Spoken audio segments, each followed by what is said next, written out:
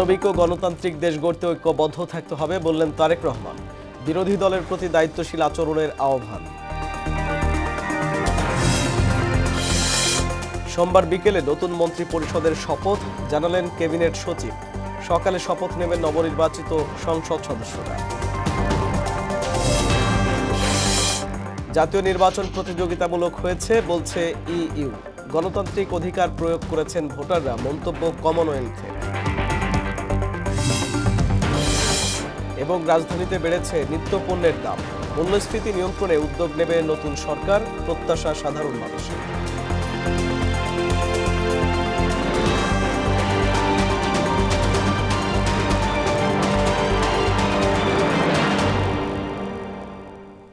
আসসালামু আলাইকুম, স্বাগত মোহনা সংবাদে। এতক্ষণ শুনছিলেন শিরোনাম, পুরো সংবাদের সঙ্গে আছি আমি আরিফুল ইসলাম। আগামীতে একটি মানবিক ও গণতান্ত্রিক দেশ গড়তে সবাইকে ঐক্যবদ্ধ থাকতে হবে বলে জানিয়েছেন বিএনপি চেয়ারম্যান তারেক রহমান। নতুন যাত্রায় সংসদে বিরোধী দলকে কার্যকর ভূমিকা রাখার তাগিদও দেন তিনি। শনিবার রাজধানীর একটি হোটেলে নির্বাচন পরবর্তী সংবাদ সম্মেলনে এসব কথা বলেন বিএনপি চেয়ারম্যান। তানজিদ ভুঁইয়ার প্রতিবেদন। শনিবার বিকেলে রাজধানীর হোটেল ইন্টারকন্টিনেন্টালে ত্রয়োদশ জাতীয় সংসদ নির্বাচনে নিরঙ্কুশ সংখ্যাগরিষ্ঠতার পর এ সংবাদ সম্মেলনের আয়োজন করে বিএনপি। এতে বিএনপি মহাসচিব মির্জা ফখরুল ইসলাম আলমগীর সহ স্থায়ী কমিটির সদস্য উপস্থিত ছিলেন, দেশি বিদেশি বিভিন্ন গণমাধ্যমের কর্মীরা। স্বাগত বক্তব্যে বিএনপি মহাসচিব বলেন, জাতীয় নির্বাচনে উদারপন্থী গণতন্ত্রের সূচনা হয়েছে। এ সময় শান্তি এবং গণতন্ত্রের বাংলাদেশ গড়ে তোলার আহ্বান জানান মির্জা ফখরুল। এই নির্বাচনে বিজয় হয়েছে উদারপন্থী গণতন্ত্রে। তারা পরিবর্তন চায়, সেই পরিবর্তন হচ্ছে উন্নয়নের পরিবর্তন। বিএনপি চেয়ারম্যান তারেক রহমান বলেন, জনগণের কাছে দেয়া প্রতিটি প্রতিশ্রুতি বাস্তবায়নে অঙ্গীকারাবদ্ধ তার দল। এ সময় কোনো অন্যায় বা বেআইনি কর্মকাণ্ড বরদাস্ত করা হবে না বলেও হুঁশিয়ারি দেন তিনি। আল্লাহর দরবারে শুকরিয়া আদায়ের মাধ্যমে বিজয় উৎসব পালন করেছে। আমার বক্তব্য স্পষ্ট, দলমত, ধর্ম, বর্ণ কিংবা ভিন্ন মত যাই থাকুক, কোনো অজুহাতে অবশ্যই দুর্বলের উপরে সবলের আক্রমণ আমরা মেনে নেব না। জনগণের জীবন মান উন্নয়নের জন্য নিরলস কাজের মাধ্যমে জনগণের এই বিশ্বাস এবং ভালোবাসার প্রতিদান দিতে আমাদেরকে ঐক্যবদ্ধভাবে কাজ করতে হবে। কোনো বিরোধ যাতে প্রতিহিংসায় রূপ না নেয় সেদিকে সবাইকে সতর্ক থাকার আহ্বান জানান বিএনপি চেয়ারম্যান। আর কোনো অপশক্তি যাতে দেশে ফ্যাসিবাদ কায়েম করতে না পারে, দেশকে তাবেদার রাষ্ট্রে পরিণত করতে না পারে, এজন্য আমরা সকলে ইনশাআল্লাহ ঐক্যবদ্ধ থাকব। বিজয় পরবর্তী সময়ে দুর্নীতি ও আইন শৃঙ্খলা নিয়ন্ত্রণে রেখে অবস্থানে থেকে ভূমিকা রেখে দেশকে একটি নিরাপদ ও মানবিক রাষ্ট্র হিসেবে গড়ে তোলার জন্য দেশবাসীর প্রতি আহ্বান জানান তিনি। আমাদের পথ এবং মত ভিন্ন থাকতে পারে, কিন্তু দেশের সাথে আমরা সবাই এক। আমি বিশ্বাস করি জাতীয় ঐক্য আমাদের শক্তি, বিভাজন আমাদের দুর্বলতা। এ সময় তারেক রহমান বেগম খালেদা জিয়ার অনুপস্থিতি গভীরভাবে স্মরণ করেন। অবাধ ও সুষ্ঠু নির্বাচন অনুষ্ঠানের জন্য অন্তর্বর্তীকালীন সরকার, নির্বাচন কমিশন এবং সশস্ত্র বাহিনী সহ সংশ্লিষ্ট সব সংস্থাকে ধন্যবাদ জানান বিএনপি চেয়ারম্যান। আপসীন দেশনেত্রী বেগম খালেদা জিয়ার অনুপস্থিতি আমাদেরকে করেছে ভারাক্রান্ত। আমরা আল্লাহর দরবারে মরহুমা খালেদা জিয়ার মাগফিরাত কামনা করছি। তানজিদ ভুঁইয়া, মোহনা সংবাদ, ঢাকা। আগামী সোমবারের মধ্যে সংসদ সদস্য ও নতুন মন্ত্রিসভার শপথ অনুষ্ঠিত হবে। ওই দিন সকালে সংসদ সদস্যদের শপথ পড়াবেন প্রধান নির্বাচন কমিশনার, আর বিকেলে সংবিধান অনুযায়ী নতুন মন্ত্রিসভার সদস্যদের শপথ পড়াবেন রাষ্ট্রপতি মোহাম্মদ শাহাবুদ্দিন। শনিবার সন্ধ্যায় মন্ত্রিপরিষদ বিভাগ সূত্রে এ তথ্য জানানো গেছে। এর আগে দুপুরে সচিবালয়ে মন্ত্রিপরিষদ বিভাগে নবনির্বাচিতদের শপথ নিয়ে সাংবাদিকদের সাথে কথা বলেন সদ্য বিদায়ী মন্ত্রিপরিষদ সচিব ডক্টর শেখ আব্দুর রশিদ। শপথ অনুষ্ঠানে আনুমানিক 1000 অতিথিকে আমন্ত্রণ জানানো হবে। মন্ত্রিপরিষদ সচিব জানান, ত্রয়োদশ জাতীয় সংসদ নির্বাচনে নির্বাচিত সংসদ সদস্যদের গেজেট প্রকাশের পর তাদের শপথের আয়োজন করবে জাতীয় সংসদ সচিবালয়। বলেন, সংসদ সদস্যদের শপথের পর গঠন করা হবে নতুন মন্ত্রিসভা। তাদের শপথ গ্রহণ হবে। এই শপথ গ্রহণের পরে বিভিন্ন এই নির্বাচনে অংশগ্রহণকারী দল তাদের নিজস্ব সংসদ সদস্যদের নেতা নির্বাচন করবেন এবং এই যিনি সংখ্যাগরিষ্ঠ সদস্যদের নেতা হিসেবে যিনি নির্বাচিত হবেন তিনি মহামান্য রাষ্ট্রপতির কাছে তার তখন এই ঘটনাটি জানিয়ে দেবেন যে তিনি সংখ্যাগরিষ্ঠ সদস্যের আস্থাভাজন। মহামান্য রাষ্ট্রপতি তখন তাকে নিয়ম অনুযায়ী প্রধানমন্ত্রী পদে নিয়োগের জন্য অফার করবেন বা নিয়োগ দান করবেন।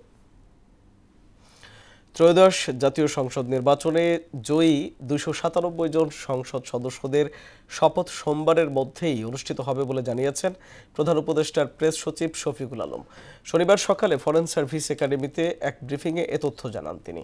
এতে গণভোটে হ্যাঁ ভোটের মাধ্যমে জনগণ সংস্কারের পক্ষে রায় দিয়েছে বলে মন্তব্য করেন প্রধান উপদেষ্টার বিশেষ সহকারী অধ্যাপক আলী রিয়াজ। বিস্তারিত নাজমুল ইসলামের প্রতিবেদনে। জুলাই জাতীয় সনদের ভিত্তিতে অনুষ্ঠিত গণভোট নিয়ে শনিবার সকালে রাজধানীর বাংলাদেশ ফরেন সার্ভিস একাডেমিতে সংবাদ সম্মেলন অনুষ্ঠিত হয়। এতে বলা হয়, নির্বাচন কমিশনের দেয়া গণভোটে হ্যাঁ ভোটই সংখ্যাগরিষ্ঠতা পায়। গণভোটে বিপুল সংখ্যাগরিষ্ঠ ভোটার হ্যাঁ ভোটে ভোট দিয়ে একে জয়যুক্ত করেছেন।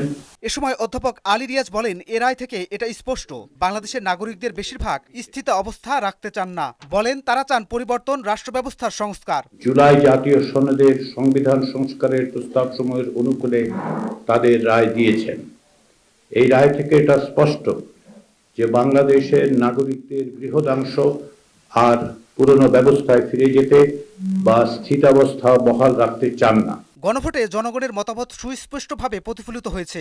এখন সেই জনরায় কার্যকর করার দায়িত্ব রাজনৈতিক দলগুলোর উপরই বর্তায়। এ দায়িত্ব পালনে তারা আন্তরিক ও দায়বদ্ধ থাকবে বলে প্রত্যাশা করেন তিনি। গণভোটের মধ্য দিয়ে সংস্কারের ব্যাপারে যে সুস্পষ্ট গণরায় প্রকাশিত হয়েছে তা বাস্তবায়নের দায়িত্ব রাজনৈতিক দলসমূহের।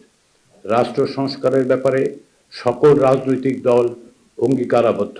তাদের সকলের প্রতি আহ্বান হচ্ছে আলাপ আলোচনার মাধ্যমে ঐক্যবদ্ধভাবে এই গণরায় বাস্তবায়ন নিশ্চিত করতে হবে। এতে আগামী 16 থেকে 17 ফেব্রুয়ারির মধ্যেই নতুন সরকারের শপথ গ্রহণ অনুষ্ঠিত হবে বলে জানান প্রধান উপদেষ্টার প্রেস সচিব শফিকুল আলম। 16 বা 17 তারিখ এর পরে যাবে না। শপথের জন্য প্রস্তুতির কাজ গতকাল থেকেই শুরু হয়েছে। আজকে আপনারা দেখেছেন যে এমপিদের গেজেট প্রকাশ হয়েছে এবং বাকি কাজ খুব দ্রুত গতিতে চলছে। নবনির্বাচিতদের শপথ গ্রহণের জন্য সরকার এরই মধ্যে সার্বিক প্রস্তুতি গ্রহণ করেছে বলেও জানান প্রেস সচিব। শপথের কে পড়াবেন এটা আপনাদেরকে পরবর্তীতে জানিয়ে দেওয়া হবে। নাজমুল ইসলাম, মোহনা সংবাদ, ঢাকা। ত্রয়োদশ জাতীয় সংসদ নির্বাচনে নিরঙ্কুশ বিজয় পেয়েছে বিএনপি। নির্বাচন কমিশনের ঘোষিত ফলাফলে বিএনপি নেতৃত্বাধীন জোট 212টি আসন পেয়েছে। দীর্ঘ 2 দশক পর নতুন সরকার গঠন করতে যাচ্ছে তারা। এ সরকারের মন্ত্রিসভায় কে বা কারা থাকছেন তাই এখন টক অব দ্য কান্ট্রি। এসব আলোচনা আর জনশ্রুতির অংশবিশেষ নিয়েই রাজীব আহমেদের প্রতিবেদন। বিএনপির মন্ত্রিসভায় কারা স্থান পাচ্ছেন, সবার নজর এখন সেদিকে। এ নিয়ে রাজনৈতিক অঙ্গনে চলছে জোরালো আলোচনা। দলীয় সূত্রে জানা গেছে, বিএনপির নতুন মন্ত্রিসভা হবে নবীন প্রবীণের মিশেলে। 2001 থেকে 2006 মেয়াদের মন্ত্রিপরিষদের দায়িত্বে থাকা কয়েকজনকে এবারও অন্তর্ভুক্ত করার কথা বিবেচনা করছে দলটি। পাশাপাশি টেকনোক্যাট কোটায়ও যুক্ত হচ্ছেন কেউ কেউ। সংবিধান অনুযায়ী শপথ পড়াবেন রাষ্ট্রপতি মোহাম্মদ শাহাবুদ্দিন। মির্জা ফখরুল ইসলাম আলমগীরকে রাষ্ট্রপতির জন্য বিবেচনা করা হচ্ছে। স্পিকার হিসেবে ডক্টর আব্দুল মঈন খান, মির্জা আব্বাসকে যোগাযোগ মন্ত্রণালয়, সালাউদ্দিন আহমেদকে স্থানীয় সরকার মন্ত্রণালয়, আমির খসরু মাহমুদ চৌধুরীকে বাণিজ্য মন্ত্রণালয়, ডক্টর রিজা কিবরিয়াকে অর্থ মন্ত্রণালয় এবং আ.ন.ম এহসানুল হক মিলনকে শিক্ষা মন্ত্রণালয়ের দায়িত্ব দেয়া হতে পারে। গয়েশ্বরচন্দ্র রায় ও ইকবাল হাসান মাহমুদ টুকুরও মন্ত্রিসভায় অন্তর্ভুক্তির বিষয়টিও বিবেচনাধীন রয়েছে। নতুন মন্ত্রিসভায় টেকনোক্যাট কোটায় তথ্য ও সম্প্রচার মন্ত্রণালয়ে রুহুল কবির রিজভী, জনপ্রশাসন মন্ত্রণালয়ে ইসমাইল জবিউল্লাহ, হুমায়ুন কবির পররাষ্ট্র প্রতিমন্ত্রী এবং স্বরাষ্ট্র প্রতিমন্ত্রী হিসেবে শহীদ উদ্দিন চৌধুরী অ্যানির নাম শোনা যাচ্ছে। এছাড়া চিকিৎসক এজেডএম জাহিদ হোসেন ও আইনজীবী ফজলুর রহমানও মন্ত্রিত্বের দৌড়ে আলোচনায় রয়েছেন। এদিকে প্রধানমন্ত্রীর রাজনৈতিক উপদেষ্টা হিসেবে স্থায়ী কমিটি এবং নির্বাচন পরিচালনা কমিটির সদস্য নজরুল ইসলাম খানের নাম বিবেচনা করা হচ্ছে বলে জানা গেছে। অন্যদিকে শরিকদের মধ্য থেকে ববি হাজ্জাজ, আন্দালিব রহমান পার্থ ও নুরুল হক নূরের নামও আলোচনায় রয়েছে। রাজীব আহমেদ, মোহনা সংবাদ, ঢাকা। ত্রয়োদশ জাতীয় সংসদ নির্বাচন শান্তিপূর্ণ, আন্তর্জাতিক মানের ও প্রতিযোগিতামূলক হয়েছে বলে জানিয়েছেন ইইউ পর্যবেক্ষক দলের প্রধান ইভার্স ইজাবস। তবে ভোটে নির্বাচিত নারী প্রতিনিধির সংখ্যা আশাব্যঞ্জক নয় বলে হতাশা ব্যক্ত করেছে সংস্থাটি। শনিবার সকালে পর্যবেক্ষক দলের নির্বাচন পরবর্তী সংবাদ সম্মেলনে একথা বলেন মিশন প্রধান। বিস্তারিত তরিকুল ইসলামের প্রতিবেদনে। রাজধানীর একটি হোটেলে সকালে ত্রয়োদশ জাতীয় সংসদ নির্বাচন নিয়ে সার্বিক মূল্যায়ন তুলে ধরল ইউরোপীয় ইউনিয়ন ও কমনওয়েলথ। এতে ইইউ মিশন প্রধান ইভার্স ইজাবস স্পষ্টভাবে জানালেন, অংশগ্রহণমূলক ছিল এবারের ভোট। আমাদের মূল্যায়ন হলো এটি গ্রহণযোগ্য এবং আইনের শাসন মেনে অনুষ্ঠিত একটি নির্বাচন। 2008 সালের পর বাংলাদেশে এমন প্রতিযোগিতামূলক নির্বাচন আর দেখা যায়নি।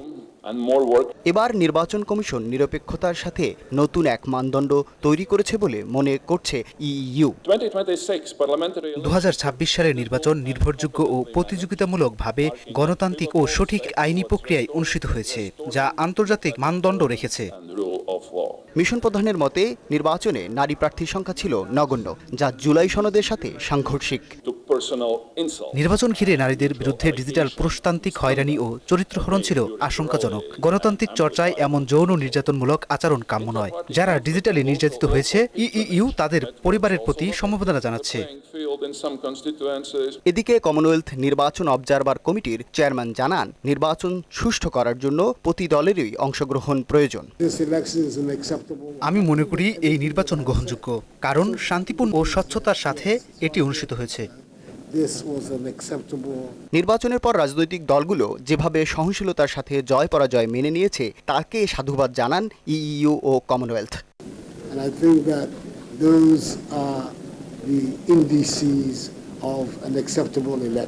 তরিকুল ইসলাম, মোহনা সংবাদ, ঢাকা। নির্বাচনের উত্তাপ শেষে সম্প্রীতির বার্তা ছড়িয়ে দিতে প্রতিদ্বন্দ্বীর বাড়িতে সৌজন্য সাক্ষাৎ ও দলীয় নেতাকর্মীদের সাথে শুভেচ্ছা বিনিময় করেছেন নবনির্বাচিত সংসদ সদস্যরা। বিস্তারিত তাহসিন তারিনের প্রতিবেদনে। নওগাঁ 1 আসনের নবনির্বাচিত সংসদ সদস্য মোহাম্মদ মোস্তাফিজুর রহমানকে পহেলা ফাল্গুনের শুভেচ্ছা জানান সর্বস্তরের মানুষ এবং বিএনপির দলের নেতাকর্মীরা। টাঙ্গাইল 7 আসনের বিপুল ভোটের ব্যবধানে তৃতীয়বারের মতো এমপি নির্বাচিত হওয়ায় বিএনপির জাতীয় নির্বাহী কমিটির শিশু বিষয়ক সম্পাদক আবুল কালাম আজাদ সিদ্দিকীকে ফুলেল শুভেচ্ছা জানান মির্জাপুর উপজেলা মাধ্যমিক শিক্ষক সমিতি। খাগড়াছড়িতে নবনির্বাচিত সংসদ সদস্য ওয়াদুদ ভূঁইয়াকে শুভেচ্ছা ও অভিনন্দন জানাতে ভিড় করেন সাধারণ মানুষ। নেতাকর্মীদের সংযত ও সম্প্রীতিপূর্ণ আচরণের আহ্বান করেন তিনি।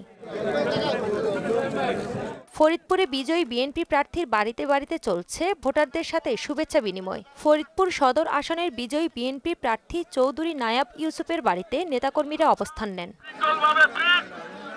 কিশোরগঞ্জ 2 আসনে বিজয়ী হওয়ার পর প্রতিদ্বন্দ্বী জামায়াত প্রার্থী মোহাম্মদ শফিকুল ইসলাম মোরলের বাড়িতে গিয়ে সম্প্রীতির নজির স্থাপন করেছেন অ্যাডভোকেট জালাল উদ্দিন। প্রতিদ্বন্দ্বীর বাড়িতে গিয়ে শুভেচ্ছা বিনিময়ের এই ঘটনাকে এলাকায় ইতিবাচক দৃষ্টান্ত হিসেবে দেখছেন স্থানীয়রা। তাহসিন তারিন, মোহনা সংবাদ। এবারের নির্বাচনে 50টি দল অংশ নিলেও সংসদে আসন নিশ্চিত করতে পেরেছে মাত্র 10টি দল। এর মধ্যে সিংহভাগ আসনই পেয়েছে বিএনপি, জামায়াত ও এনসিপি। দলগুলোর শীর্ষ 3 নেতা নির্বাচনে জয় পেলেও হেরে গেছেন অনেক আলোচিত ও হেভিওয়েট প্রার্থী। আবার জামানত হারিয়েছেন অনেকেই। শামীমুজ্জামান চৌধুরীর রিপোর্ট। নানা আলোচনা সমালোচনার মধ্য দিয়ে শেষ হলো ত্রয়োদশ জাতীয় সংসদ নির্বাচন ও গণভোট। বেসরকারি ফলে বিএনপি জয়লাভ করেছে, তবে বিএনপি, জামাত সহ বিভিন্ন দলের বেশ কয়েকজন আলোচিত ও হেভিওয়েট প্রার্থীর পরাজয় হয়েছে। নির্বাচনে বেসরকারিভাবে প্রাপ্ত ফলাফলে খুলনা ৫ আসনে বাংলাদেশ জামাতে ইসলামের মনোনীত প্রার্থী ও দলের সেক্রেটারি জেনারেল মিয়া গোলাম পরোয়ার দাঁড়িপাল্লা প্রতীক নিয়ে ১,৪৪,৯৫৬ ভোট পেয়ে পরাজিত হয়েছেন। ওই আসনে ১,৪৭,৬৫৮ ভোট পেয়ে বিজয়ী হয়েছেন বিএনপির প্রার্থী মোহাম্মদ আলী আসগার। ভোটের ব্যবধান ২,৭০২।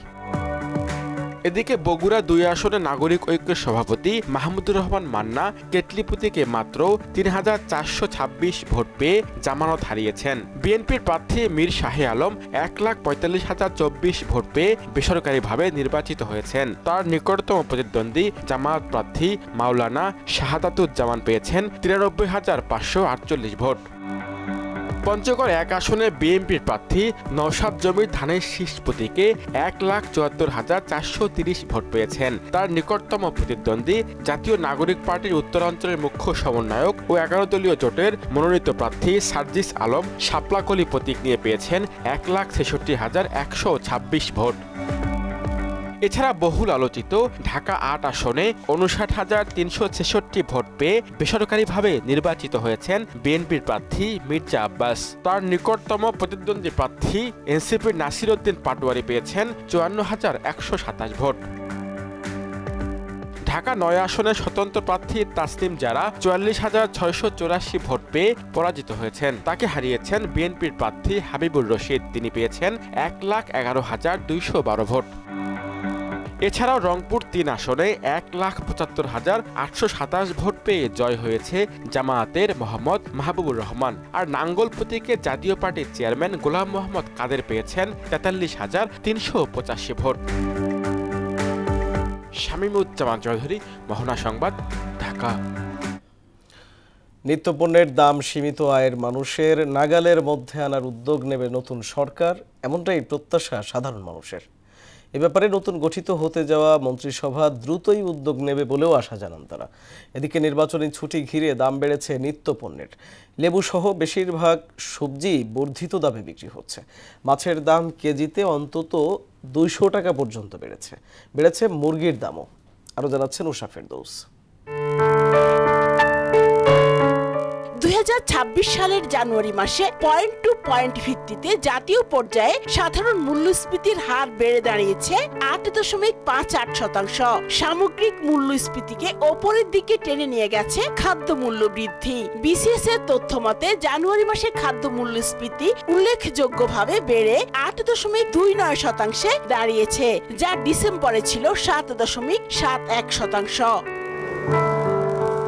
ত্রয়োদশ জাতীয় সংসদ নির্বাচনের ছুটি ঘিরে পরিবহন সংকট ও বাজারে সরবরাহ ঘাটতিতে বেড়েছে নিত্য প্রয়োজনীয় পণ্যের দাম। সব ধরনের সবজি বিক্রি হচ্ছে বাড়তি দামে। সবজির দাম সবচেয়ে বেশি।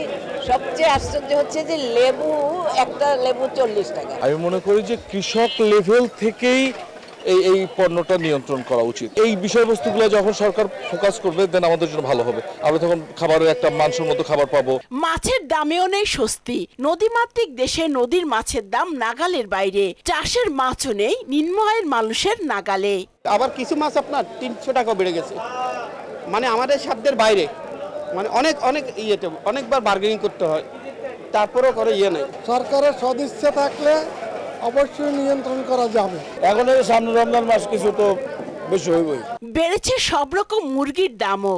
গরিবের আমিষ খ্যাত ব্রয়লার মুরগির দামও নেই নাগালে। গ্রামের থেকে যে গাড়ি আসে না, এই গাড়ি ভাড়া বেশি এবং সবাই নির্বাচনে ব্যস্ত থাকে।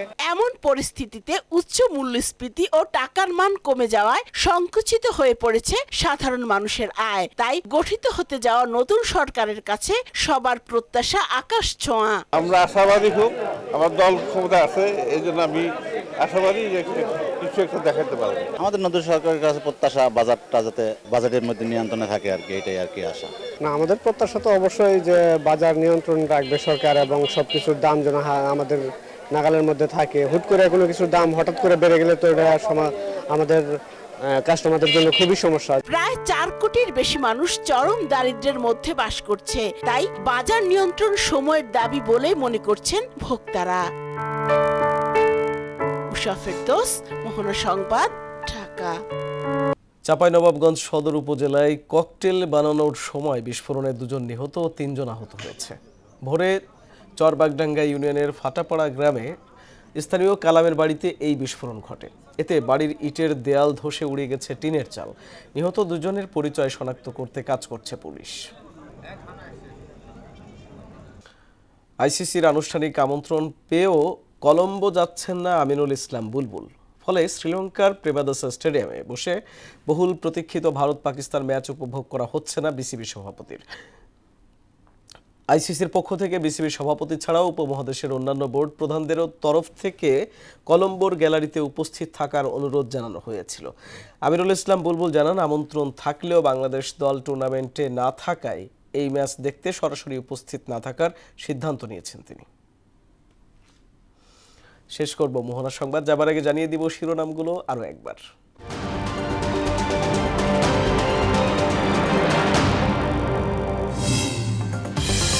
মানবিক ও গণতান্ত্রিক দেশ গড়তে ঐক্যবদ্ধ থাকতে হবে বললেন তারেক রহমান। বিরোধী দলের প্রতি দায়িত্বশীল আচরণের আহ্বান। সোমবার বিকেলে নতুন মন্ত্রিপরিষদের শপথ জানালেন ক্যাবিনেট সচিব। সকালে শপথ নেবেন নবনির্বাচিত সংসদ সদস্যরা। জাতীয় নির্বাচন প্রতিযোগিতামূলক হয়েছে বলছে ইইউ। গণতান্ত্রিক অধিকার প্রয়োগ করেছেন ভোটাররা, মন্তব্য কমনওয়েলথের।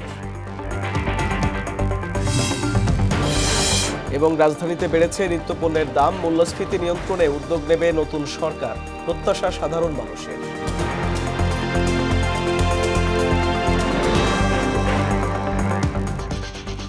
এই ছিল মোহনা সংবাদে। মোহনার সবশেষ খবর জানতে ভিজিট করুন www.mohana.tv। সংবাদ দেখতে পারেন ফেসবুক, ইউটিউবেও। এতক্ষণ সঙ্গে থাকার জন্য ধন্যবাদ সবাইকে।